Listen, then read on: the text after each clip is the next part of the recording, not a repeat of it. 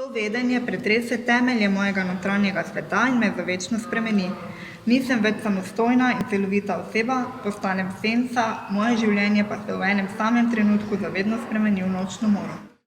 Navdihnila so me v bistvu sanje, ker sem knjigo napisala na podlagi sanj oziroma lista papirja, ki sem ga potem takoj naslednje jutro napisala, napolnila z točkicami, kolikor sem se pač spomnila.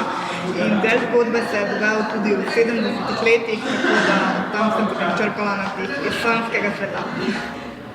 Čaka jih družinska ljubezenska zgodba, ki močno dela na človeških odnosih.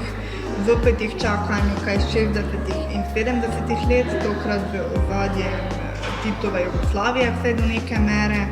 In pa tudi za nekaj časa se bodo preselili v Toskano, v Firence, na sonce, na dišeč zrak, na italijansko kulturo, prehrano, glasbo, utrip.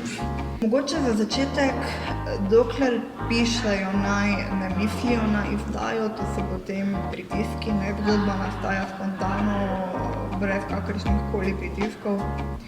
Ko bo zgodba enkrat spisana, pa se jim predvsem naj ne mudi, naj prvo poskrbijo za dobro lekturo, kakršnokoli besedilo bodo že dali v javnost, mora biti popolnoma lektorirano, ker to je tudi potem odraz pisatelja in neko zagotovilo, da bodo naslednje knjige kakovostne, ker že prva ni polno napak.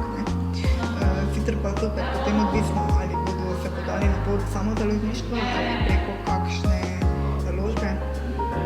Seveda, če bodo samozaložniki, jih bo čakalo toliko več dela, če bodo izdali pri založbi, bo marsikaj olajšano, bodo pa morali prepustiti tudi marsikatero odločitev drugim, ampak predvsem naj sledijo svojim sanjam, naj se ne bojijo in naj se ne zgodi, da bo se na koncu tipkopis romana oziroma besedila leta in leta valjal po njihovih policah, samo zato, ker ne bodo imeli poguma, da bi ga komorkoli predstavili oziroma dali v branje.